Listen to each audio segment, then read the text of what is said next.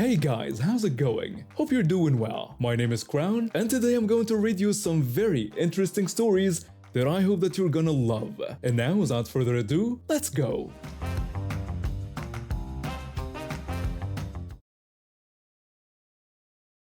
I'm a single mom to a 9-year-old boy. Life hasn't been easy since my divorce 2 years ago, but we've made it work. I got a job at the local library and my son adjusted to our new apartment pretty well. He's a resilient kid, much stronger than I ever was at his age. The whole thing started because of Bring Your Parent to School Day. You know the drill. Parents squeeze into tiny desks and pretend they understand Common Core math, while their kids beam with pride. My son had been talking about it for weeks, planning out exactly what he wanted to show me and which friends he wanted me to meet. The morning of the event, he was practically bouncing off the walls with excitement. He kept adjusting his backpack straps and checking his hair in the mirror. He asked me if the other parents would like his volcano science project, his voice full of nervous energy. I told him it was amazing and that he'd worked so hard on it. He grinned and grabbed my hand as we walked into the school together. I could feel how proud he was to have me there, and honestly, it melted my heart. After everything we'd been through with the divorce and moving, seeing him this happy made all the struggles worth it. The classroom was pure chaos when we arrived. Kids were dragging their parents around, showing off artwork on the walls, and the poor teacher was trying to get everyone settled. I managed to wedge myself into one of those impossibly small desks, wondering how fourth graders could possibly be comfortable in these things all day. The teacher started explaining some math concept that seemed way more complicated than anything I remembered from elementary school. I was doing my best to look interested and engaged when I heard raised voices coming from the hallway outside. Being the nosy person I am, I stepped out to see what was happening. I wish I could say I minded my own business, but that's just not who I am. What I saw made my blood boil immediately. There was this woman, and I'm going to call her Karen, standing over a young girl who was about 10 years old. The little girl had a prosthetic leg, and Karen was pointing at her like she was some kind of exhibit. Karen was yelling about how this was absolutely unacceptable and how she didn't want her child exposed to this kind of thing. She called the girl's prosthetic leg disturbing and an eyesore that shouldn't be in a normal classroom. Her voice was loud and harsh, carrying down the hallway for everyone to hear. The little girl was trying to respond, but her voice was so quiet I could barely hear her. She kept looking down at the floor and I could see her hands shaking. My heart just broke for her. No child should ever have to deal with that kind of cruelty. She whispered that she didn't do anything wrong and just wanted to go to class like everyone else, but Karen wasn't having it. She continued her rant, saying the girl was making other children uncomfortable and making her son ask questions she didn't want to answer. She cruelly suggested the girl should be in a special school with other people like her. That was it. Something inside me just snapped. I stepped forward and faced Karen directly. I asked her what exactly she thought she was doing, pointing out that she was talking to a child like she was some kind of problem that needed to be solved. Karen whipped around to face me and I could see the anger burning in her eyes. She was clearly used to getting her way and didn't appreciate being challenged. She snapped that this was none of my business and that she was protecting her child from having to see things that would give him nightmares or make him ask uncomfortable questions. I fired back that the only thing that should give anyone nightmares was her behavior right now. I told her this little girl had every right to be here, and frankly, she was showing more class and dignity than Karen was. Karen demanded to know how I dared judge her. She insisted she was trying to do what was best for her son and didn't want him exposed to disabilities, thinking that was normal. I shot back that what wasn't normal was an adult bullying a child. What wasn't normal was teaching her son that people who are different should be hidden away. What wasn't normal was her. The argument was getting heated, and I could see other parents starting to gather around us. Some looked shocked, others were shaking their heads in disbelief. The little girl was still standing there, tears starting to well up in her eyes, and I could see she felt grateful but also guilty that someone was fighting for her. A dad with tattoos and a leather jacket stepped forward from the crowd. He told Karen she needed to chill out and show some respect, pointing out that this was a school, not her personal kingdom. But instead of backing down, Karen seemed to get even more aggressive. She was like a cornered animal, lashing out at everyone around her. And then something happened that I never could have predicted. Karen suddenly lunged toward the little girl with her hand raised, clearly intending to slap her. I was horrified and started moving to stop her, but before I could react, a strong hand shot out from behind Karen and grabbed her wrist in what looked like a vice grip. Karen screamed and demanded to know who he thought he was, struggling against the grip. I turned to see who had stopped her, and there stood a man in full military uniform. He was tall, broad-shouldered, and had the kind of presence that made everyone around him automatically stand straighter. His grip on Karen's wrist was firm, and his expression was deadly serious. The military man said that he was someone who didn't appreciate watching adults attack children. Karen was struggling against his grip, confusion written all over her face. She clearly hadn't expected this level of resistance to her tantrum. And then, cutting through all the tension and chaos, came a small voice that changed everything. The little girl whispered the word that made everything click into place. She called him Daddy. The transformation in the military man's face was instant. His stern expression melted into pure love and tenderness when he looked at his daughter. He immediately released Karen's wrist and moved toward the little girl, scooping her up in the biggest, most protective hug I'd ever witnessed. He told her he was there now, that Daddy was here. He held her tight and kissed the top of her head, and the whole scene was so beautiful and heartwarming that it brought tears to my eyes. Here was this tough military man, probably used to dealing with dangerous situations, being completely gentle with his daughter. But he wasn't finished with Karen.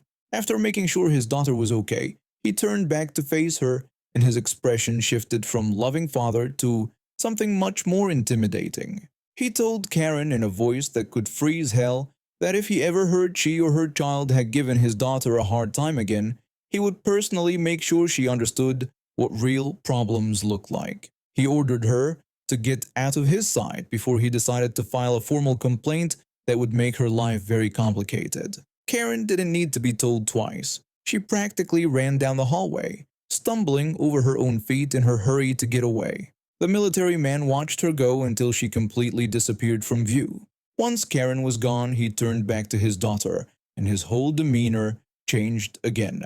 He knelt down to her level and gently wiped away the tears from her cheeks. He asked if she was okay and if Karen had hurt her. His voice was soft and caring, completely different from the commanding tone he'd used with Karen. The little girl told him she was okay now, but that the lady had said mean things about her leg. Her voice was still shaky, but she seemed calmer now that her father was there. He explained to her that some people say mean things because they're scared of what they don't understand. But he reminded her that she was braver and stronger than any of them would ever be. His words were gentle but firm, clearly meant to build her confidence back up. After making sure his daughter was completely fine, the military man approached me.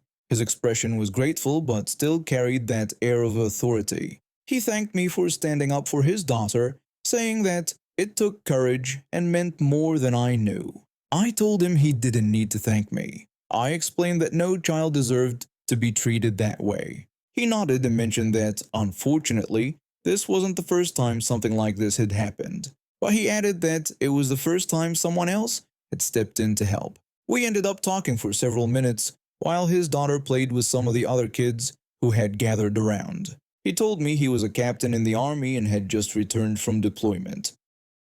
He explained that he'd planned to surprise his daughter for Bring Your Parent to School Day, and he certainly succeeded in surprising everyone. The captain shared that he'd been overseas for 8 months and that missing events like this had been the hardest part of deployment. He said he'd wanted to make this one special for her. I laughed and told him he'd definitely made it memorable. I joked that I didn't think Karen would be bothering anyone again anytime soon. He laughed at that, and I could see how proud he was when he watched his daughter. She was chatting with her classmates, completely recovered from the earlier incident, and it was clear she felt safe now that her dad was there. The captain mentioned they were going to report the incident to the principal to make sure it was properly documented. I had no doubt that conversation would be interesting. Karen had picked the wrong family to mess with. From that day forward, I noticed a change in how people treated the little girl. Word had gotten around about what happened, and suddenly everyone was much more respectful. Even Karen, on the rare occasions I saw her at school, would quickly walk in the opposite direction whenever she spotted the captain's daughter. My son was absolutely thrilled by the whole thing. He kept talking about how cool it was that a real army captain had been at school, and how awesome it was that I had stood up to the mean lady. It made me realize that sometimes being nosy and getting involved is exactly the right thing to do. Seeing the little girl thrive after that day was amazing. She walked taller, spoke up more in class, and seemed to have gained a confidence that had been missing before. Her dad had shown her that she had people in her corner, and that made all the difference. That's how a simple school event turned into the day an entitled Karen got schooled by a military dad. My girlfriend and I have been together for about 2 years now, and we both love good food. We're both struggling college students working part-time jobs, so fancy dining isn't exactly in our budget. But there's this one Indian restaurant that we discovered during our first month together that became our special place. The food there is incredible. Every bite is like a flavor explosion. The problem is it's expensive as hell for two broke students. We've developed this system where we each order one main dish and split a side of naan bread. It's the only way we can afford to eat there without completely draining our bank accounts. The naan costs $8, which might not sound like much, but when you're counting every penny, it adds up fast. Here's the thing that's always bothered me about our visits there. My girlfriend has this weird habit of eating the naan plain, without dipping it in her curry. I mean, that's literally what naan is for, to scoop up all that delicious sauce and spices. But she just tears off pieces and eats it like regular bread. It drives me crazy because it feels like such a waste. The naan is supposed to enhance the curry experience, not be eaten separately. I've brought this up a few times over the months, trying to explain how much better the food tastes when you eat it the traditional way. Each time she just shrugs and tells me it's her food and she can eat it however she wants. I usually drop it because I don't want to start an argument over something that seems minor, even though it really bugs me. Last Tuesday, we decided to treat ourselves again since we both gotten our paychecks. When we sat down to order, she surprised me by choosing the chicken biryani instead of her usual curry. I was actually kind of excited about this because biryani comes with rice already mixed in. It's basically a complete meal on its own. This meant the naan would mostly be for me, which felt fair since she'd have her rice. We placed our order and waited for the food to arrive. I got my usual buttered chicken, she got the biryani, and we ordered our shared naan. When everything came out, the portions looked amazing. Her biryani was this huge mound of fragrant rice with tender chicken pieces throughout. My curry came with a small portion of basmati rice on the side. We started eating and everything was going fine. I was enjoying my curry, using the naan to scoop up the sauce like it's meant to be eaten. She was digging into her biryani, which already had plenty of rice to keep her satisfied. Then about halfway through the meal, I noticed her reaching for the naan. I watched her tear off a piece and take a bite without dipping it in anything. Not her biryani sauce, not my curry, nothing. Just plain bread. Something inside me snapped. I asked her why she was eating the naan again, when she had a whole plate of rice right there. I pointed out that naan is supposed to go with curry, not biryani. Then I reached over and pulled the naan basket closer to my side of the table. She looked confused and asked me what I was doing. I explained that she didn't need the naan since she had rice in her biryani and that having both would be like eating double carbs. She got angry and asked if I was seriously telling her what she could and couldn't eat. I told her I was just saying it made more sense for me to have the naan since I actually used it properly with my curry. She got even more upset and told me there was no proper way to eat bread. She reminded me that we both paid for this meal, including the naan. I argued back that she wasn't even eating it the way it was supposed to be eaten, and that she was just wasting it. She raised her voice and told me she wasn't wasting it just because she didn't dip it in sauce. The conversation was getting heated, and I could see other diners starting to look over at us, but I couldn't let it go. I told her she had plenty of food on her plate and that The biryani was a complete meal.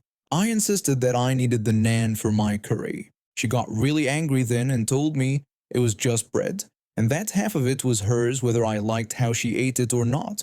I was getting frustrated too, so I told her not to expect me to pay for her half if she was going to be unreasonable about this. She called me unreasonable and told me I was acting like a controlling freak over a piece of bread. She grabbed her plate and stood up from the table. She told me that if I was going to act like this over food, maybe we shouldn't eat out together anymore. She called me a greedy jerk before walking away. I called after her that I wasn't being greedy, just practical, but she was already heading to the bathroom.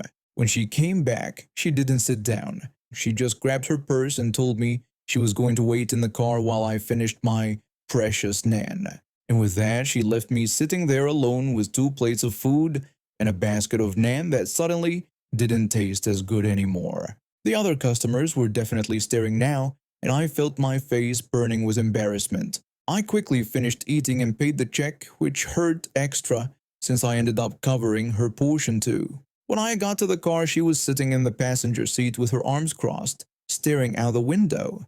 The drive home was completely silent. She went straight to our bedroom when we got back and closed the door. I could hear her on the phone with someone, probably her sister, talking in hushed tones. I texted a few of my friends about what happened, hoping they'd back me up.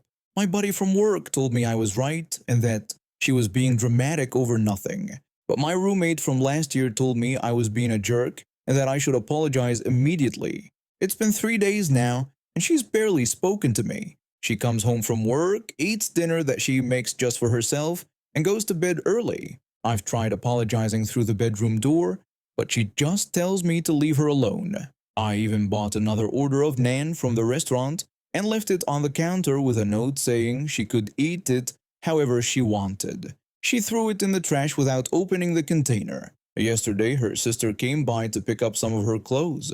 When I asked what was going on, she just looked at me and told me that my girlfriend was staying with her for a while until I figured out how to treat her like an equal partner instead of someone I could control. I tried to defend myself and told her it was just about the naan.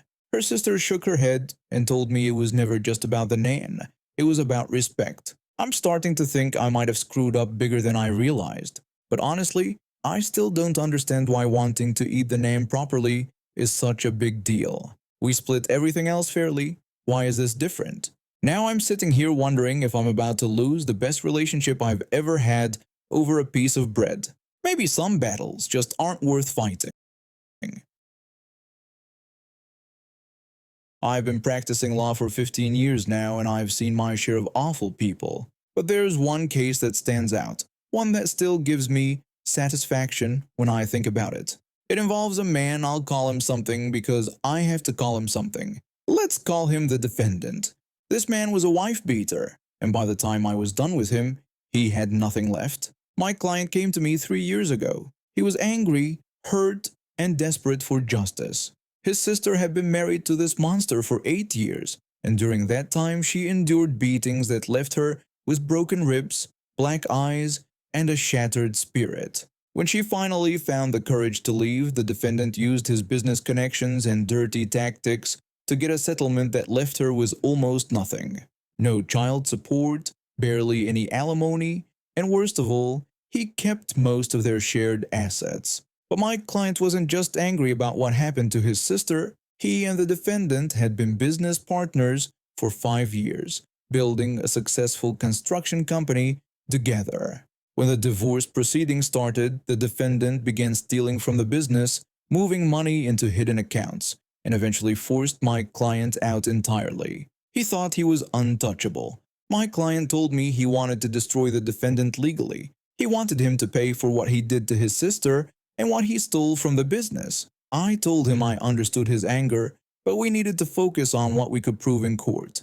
I asked him to tell me everything about their business relationship and what evidence he had. The case took 2 years to go to trial. The defendant hired expensive lawyers and fought us at every turn. He was confident, arrogant even.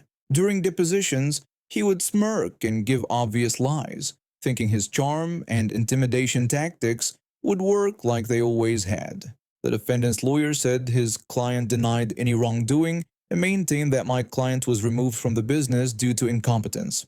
I responded that we had bank records showing unauthorized transfers of over $200,000 and witness statements from employees who saw his client threatening mine. I made it clear this wasn't about competence. The defendant took the stand and perjured himself repeatedly. He claimed my client was embezzling, that the sister was lying about the abuse, that everything was perfectly legal. But I had done my homework. I had bank records, witness statements, photos of his sister's injuries, and most importantly, I had recordings.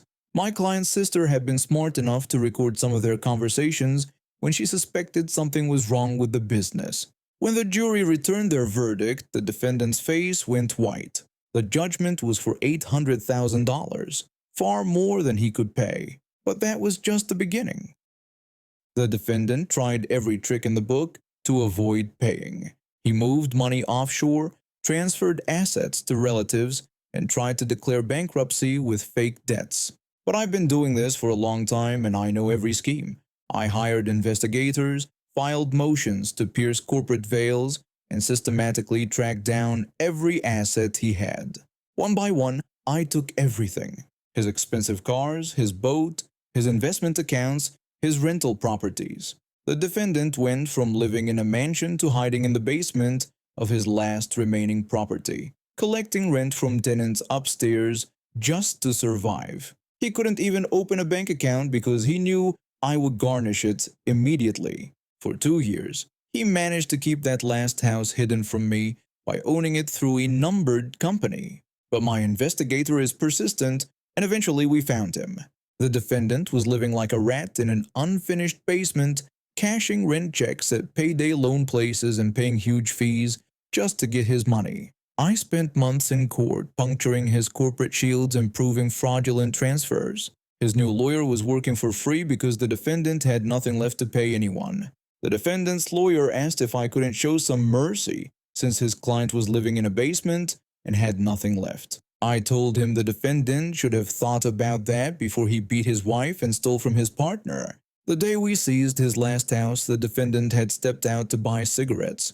When he came back, the sheriff had changed the locks and posted eviction notices. All he had left was his truck, an old gas-guzzling beast that was too worthless for me to bother seizing.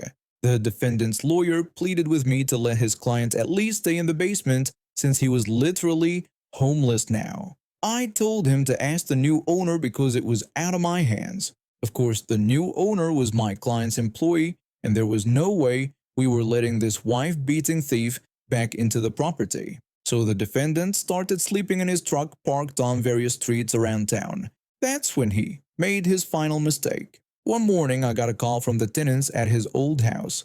The tenant told me that crazy guy was back. He had parked his truck right across their driveway and went nuts, screaming about how it was still his house. They couldn't get their cars out.